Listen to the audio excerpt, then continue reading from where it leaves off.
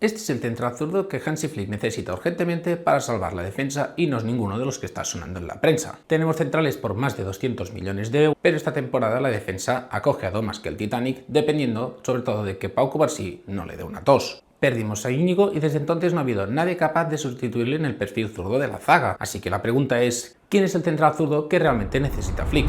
Veámoslo. El Barça el año pasado estaba en una nube con la versión que destapó Flick de Íñigo Martínez, en el que se mostraba una fuerte personalidad y una gran defensa de lujo. Él junto a Cubarsí ganaron 3 títulos, Liga, Copa y Supercopa, haciendo una defensa formidable. Sacaban el balón jugado, tiraba la línea defensiva de manera espectacular, se defendía que daba gusto ver y había un fuerte liderazgo. Pero nada es eterno y este modo se rompió por el dinero. Vinieron los petrodólares y ahí poco se pudo hacer, ya que a ambas partes les convenía la ruptura. Para Íñigo Martínez suponía ese gran retiro dorado en una liga exótica que además podía hacer un último gran contrato y por parte del Barça le convenía que Íñigo Martínez se fuese ya que era una gran ficha, aliviaba la presión salarial y esto permitía la inscripción de Rashford. Esta operación supuso cambiar un defensa clave por un delantero suplente en el que se fichó al delantero suplente sin saber si lo podías inscribir, teniendo la potre de que te vengan los petrodólares a último momento a por un jugador tuyo importante para así poderlo inscribir. Pero esto ya es tema para otro vídeo y desde que vinieron los petrodólares nada ha vuelto a ser lo mismo.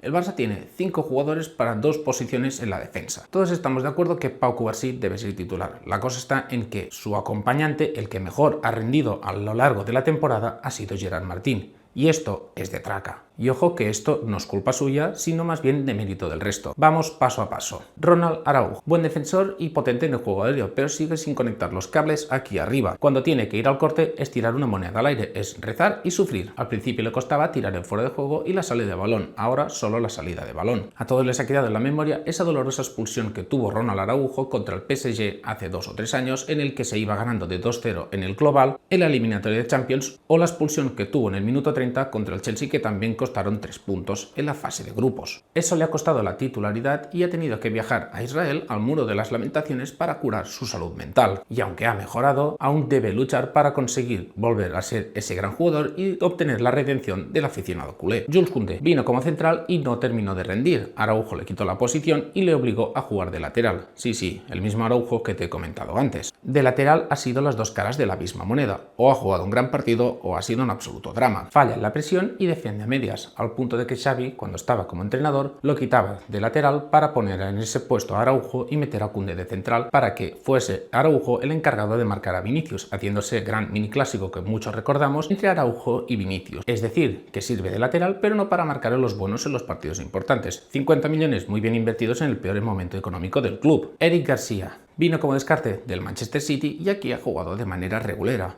En su primer año con Koeman, haciendo una defensa de 3, solo jugaba bien Araujo. Creo que hemos sido un poco duros con el uruguayo, obligándolo esto a cederlo en el Girona, que ahí hizo una gran campaña en el que quedó en una tercera posición. Cabe destacar que nunca fue el líder de la defensa y luego regresó. Desde que volvió no lo ha hecho nada mal y ha conseguido ser un comodín útil en el que lo puedes poner de lateral, de pivote y de central. En las 2 primeras posiciones ha jugado de manera correcta y ha llegado a tener grandes partidos creando este meme. Pero si lo pones de central no lo acompañes con Koundé o Araujo, ya que aquí el desastre está casi garantizado.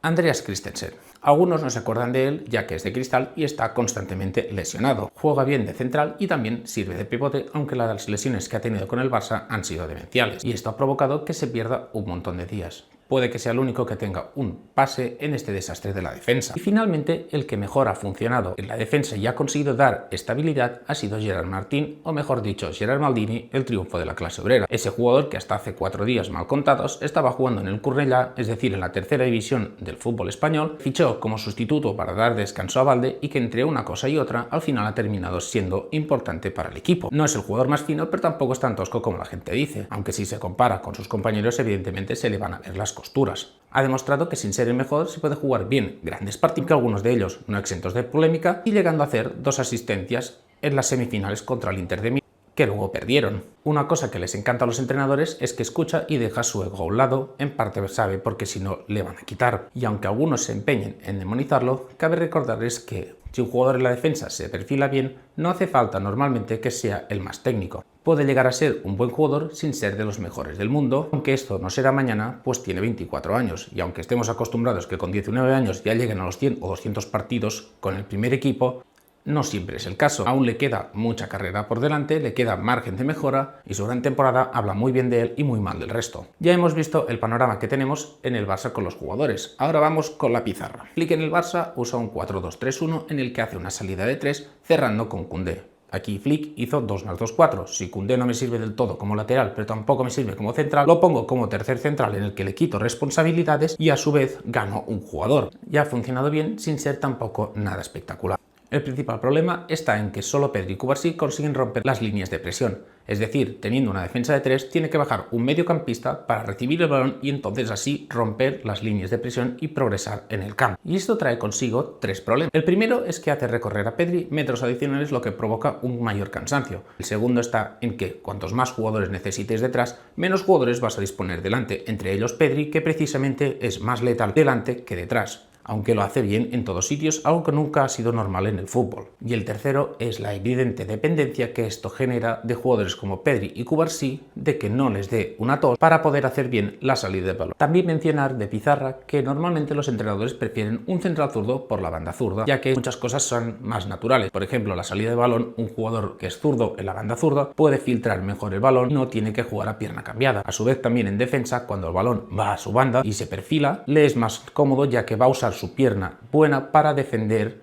y no va a tener que usar la pierna que no es tan hábil por mucho que se potencie. Esto en algunos entrenadores llega a ser imprescindible, opinión que personalmente yo no comparto, ya que en el fútbol se ha demostrado que potenciando correctamente a otros jugadores para que sean un gran complemento, se puede jugar igual de bien, y el ejemplo está en que han habido grandes parejas de defensores en el que ambos han sido o diestros o zurdos, como por ejemplo con Puyol y Piqué, Río Ferdinand y Vidic o Cannavaro y Turán. Finalmente, mencionar que el director deportivo del Barça va a tener que afrontar un reajuste en la defensa, ya que aunque el Barça necesite un fichaje, no debemos perder de vista que va a haber una serie de jugadores que el año que viene van a seguir sí o sí, ya que tienen contrato y en ningún otro sitio van a estar tan cómodos como en este club. Y se debe poder sacar el máximo provecho de todos ellos, más los jugadores buenos que tiene el Barça. Y lo que no se debe aspirar es a tener a Cubarsí con 3 suplentes, más luego al otro lado Gerard Martín y el fichaje que vendrá, ya que queda muy descompensado. Para el reajuste hay 2 opciones. La primera está en echar a todos los jugadores que no se consideran buenos a un precio bajo para quitárnoslos de encima y fichar a lo grande confiando en Flick, una opción que veo bastante poco probable, ya que ni se debe confiar tanto en el entrenador ni tampoco hay el dinero para poder vender a jugadores a precio regalado. Y entonces estaría la otra opción, que es la que yo haré, que consiste en mover a Koundé de lateral a central y salir todos los partidos directamente con una defensa de 3. En esta nueva defensa de 3 habría 2 jugadores que se saldrían muy beneficiados, que son Eric García y Koundé. 2 jugadores que les cuesta defensivamente, pero en que en cambio con el balón en los pies son bastante buenos, especialmente Eric, ya que filtran muy bien los balones y a su vez también hacen muy buenas conducciones. Y aunque pueda parecerles raro a algunos espectadores, no se confundan, esto es un patrón común en el fútbol moderno y no serán ni los primeros ni los últimos que les pasa. Ha habido grandes jugadores en los que jugando detrás han sido titulares debido a que aportan mucho en ataque y compensan esto sus carencias en defensa. La defensa de 3 finalmente reajustada quedaría así, en el que estaría Cubarsí en el eje principal de la zaga con Araujo como suplente. A un lado estaría Eric García y Koundé, y al otro lado estarían Gerard Martín y el fichaje que se vaya a hacer. Finalmente estaría el caso de Eriksen, en el que como se le termina contrato y ha tenido muchas lesiones y no participa en el equipo, se le echa. Una decisión que puede parecer injusta, pero que se debe tomar y se debe afrontar. Y por encima de todo, quede claro que no contemplo la opción de que Eric García y Koundé jueguen juntos de titulares. Con este reajuste permitiría que los centrales que quedan a las bandas les libere de responsabilidades defensivas y también a su vez puedan aportar muchísimo más en ataque. Esto haría que hayan 6 jugadores para 3 posiciones, en el que el equilibrio sería perfecto en este diseño de plantilla, y todo esto haciendo una sola incorporación. Y finalmente llegamos a lo más interesante del vídeo, que son el casting de los jugadores. Antes de empezar a decir nombres y a poner jugadores en la pasarela, hay que recordar 2 factores que condicionan mucho al Barça. El primero y el más evidente: no hay dinero. No hay plata. El segundo es que debe poder jugar en el perfil zurdo de la defensa. No pasa nada si es diestro, pero debe haber tenido minutos en ese lado. Para rastrear jugadores en el mercado hay dos maneras: mirar los jugadores más valiosos o buscar alguna opción que sea una ganga debido a las circunstancias que arrastra o el jugador, el club o las dos partes. En esta segunda opción el Barça se ha vuelto todo un especialista y esto lo celebro, ya que nunca hay que gastar de más si se puede ahorrar. Un ejemplo que me viene a la cabeza y me encanta es el caso de Aubameyang, en el que se supo que tuvo problemas y el Barça pescó un delantero, marcaba muchos goles a un precio ridículo. Y también estaría el caso de Rashford, que aunque no me guste tanto, hay que reconocer que la opción de mercado era muy buena. Vamos con los 4 nombres en el que voy a ir de más valor a menos valor según Transfermarkt. Veamos. Mi favorito, Mickey Van de Ven. 25 años, 65 millones de valor y contrato hasta el 2029. Buen jugador, zurdo, alto y prometedor. Este jugador está en un equipo en el que ha pasado de prometer la Champions a estar ganando la Europa League, quedando 17º este año, recibiendo 5 goles del Atlético de Madrid, sí, el Atlético de Madrid, y estando buena parte del año en posiciones de descenso, salvándose del abismo en el último momento. Y este jugador tiene un contrato entre 6,5 y 7 millones de euros brutos anuales.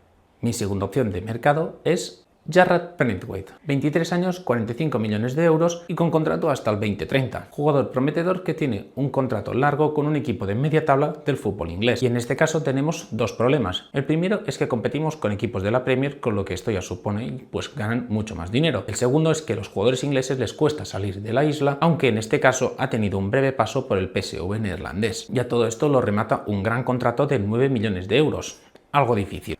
Mi tercera opción de mercado sería Sven Botman, 26 años, valor de 35 millones de euros y contrato hasta el 2030. Este es un caso parecido al de Mickey Van de Ven. Es un buen jugador, alto y muy prometedor. Su equipo lo compraron los petrodólares árabes y prometieron estar en posiciones de Champions y ahora la cosa está regular. Al principio las cosas iban fenomenal. El equipo iba viento en popa sin casi cambiar jugadores en la plantilla y se clasificaron en Champions.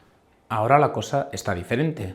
El fair play financiero les empieza a hacer un poco de daño y aunque no tengan la necesidad de vender, recordemos que están en media tabla de la Premier League. Y esto no creo que le haga mucha gracia. Y finalmente, mencionar que tiene un contrato de 9,7 millones de euros anuales. Así que lo veo un poco complicado. Y finalmente está el caso Mario Hermoso.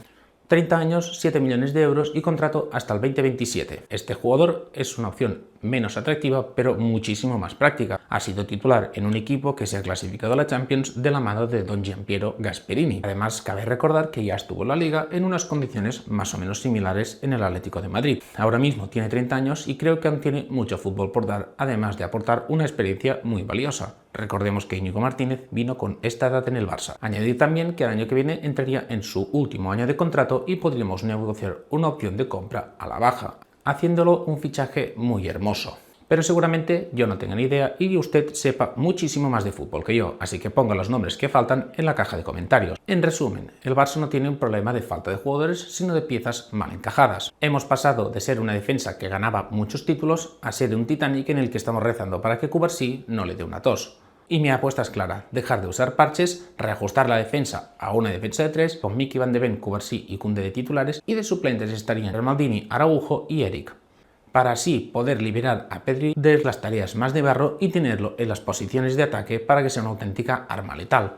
Y ahora la pregunta es para ti: ¿comprarías esta defensa de 3? ¿Venderías algún jugador importante para traer a Van de Ven? ¿O prefieres en cambio la opción más hermosa y barata? Te leo en los comentarios y si has llegado hasta aquí, suscríbete y dale me gusta para más análisis futbolísticos del Barça como este.